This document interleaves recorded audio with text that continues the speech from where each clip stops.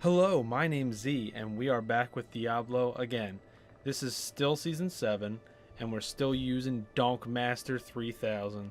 Now, I don't know if you can tell, if you've seen the first two episodes of the Season 7, but this time, I really progressed. Uh, just the way I look should be an indication. Also, I have this fancy new thing that my face sits in when other people see me online and whatnot.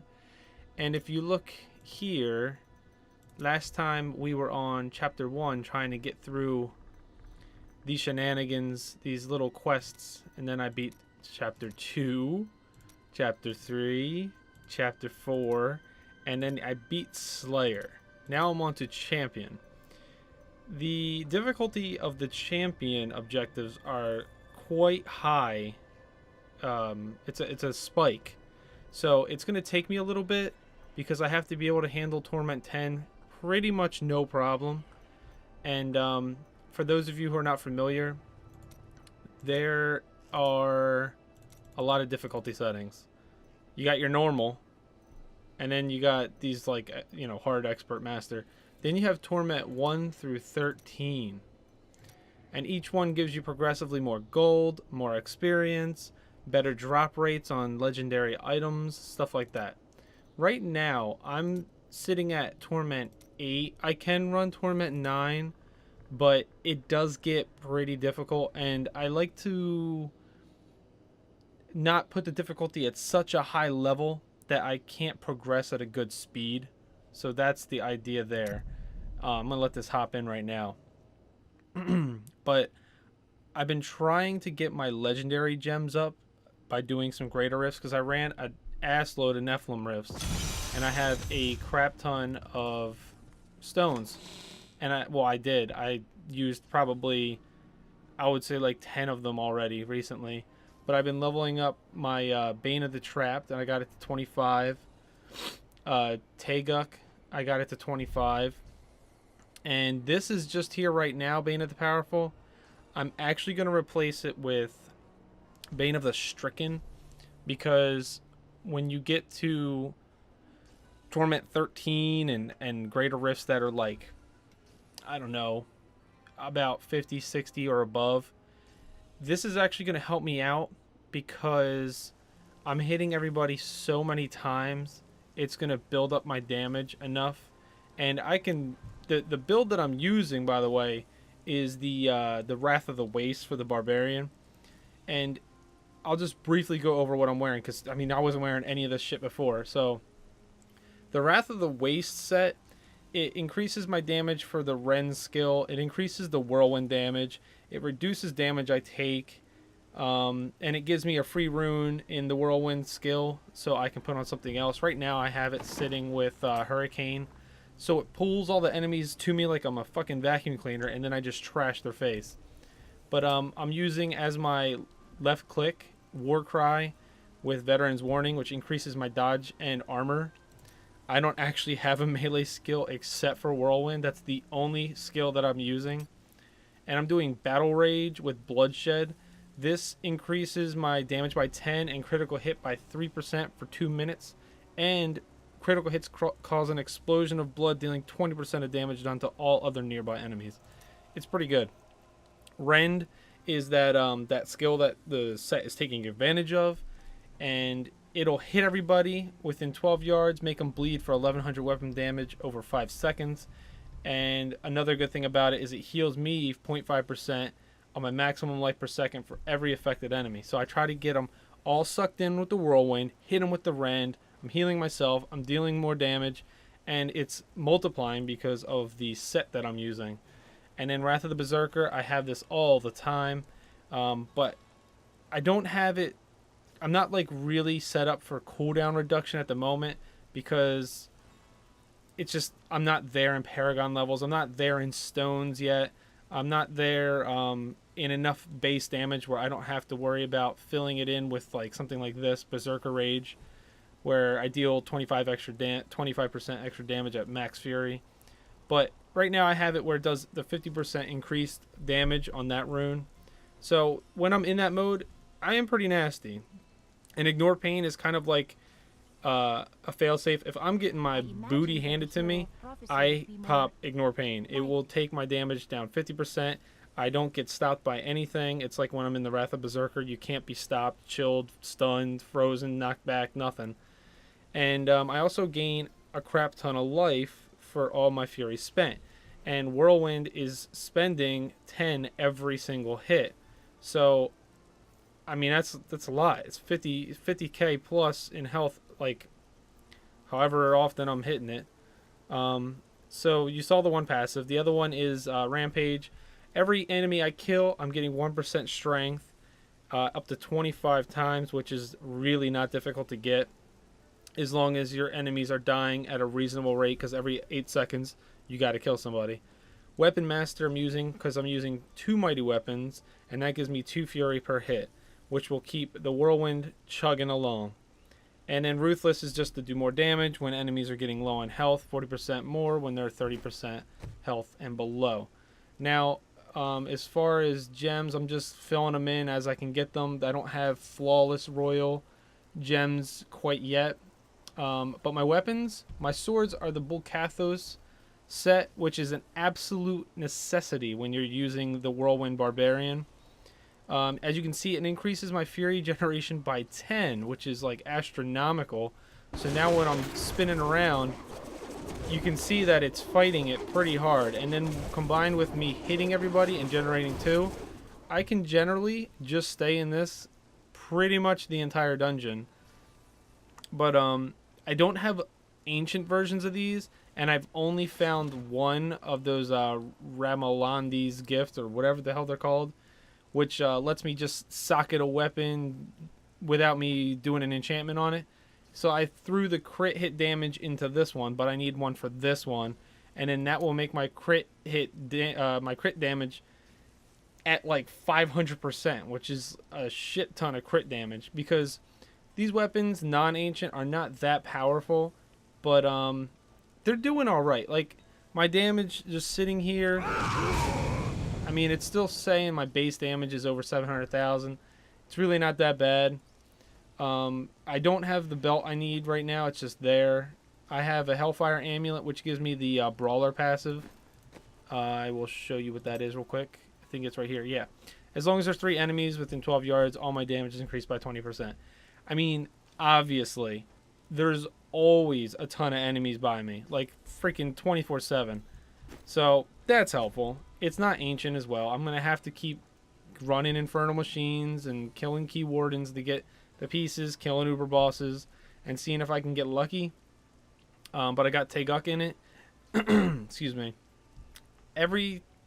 All the time that I'm using the Whirlwind, it's getting me, at level 25, 3% increased damage for every 1.5 seconds that I'm spending resource on a channeled skill, and it stacks 10 times. So 30% more damage off Whirlwind. And it's giving me 2% more armor for every stack.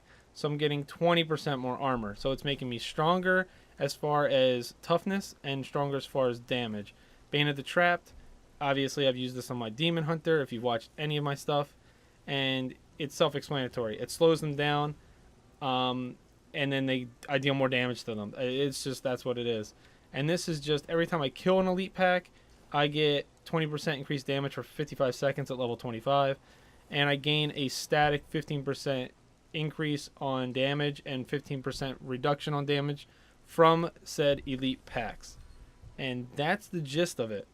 I only have one legendary potion right now, which is this one. It's whatever. And my chick that's with me, she's alright. I mean, she doesn't have that invulnerable one, but she has the skills are 50% faster. It's whatever. But, so that's that. And my Paragon levels, I'm moved right along and hit up to 253 here. And the first thing you want to do is movement speed, absolutely 100%. The faster you move, the faster you're killing people and moving along. It doesn't seem like it'd be important, but it really is. And then I'm just going to pour the rest of it into my primary. In here, I did crit hit damage because at the time that I did it, I mean, I could change it, but I really like crit hit damage as high as absolutely possible. because my swords were doing very little damage. My critical hit damage was like 100, so I made it 150 with this. I mean, now I'm going to be sitting at 500 if I can get another of those socketed things, but still awesome. Then I'm doing crit hit chance, and then I'm going to be doing cooldown reduction, and then attack speed. And here I did resist all like always, and I'm doing life right now, and then I'm going to do armor, and then life regeneration last. Area damage was number 1. Then I'm going to do resource cost reduction, and then I'm going to do life per hit, and then finally gold find, which I could not give two shits about. That is that. Let's see if we can get... There's a ring I need to get. Can I have it? No.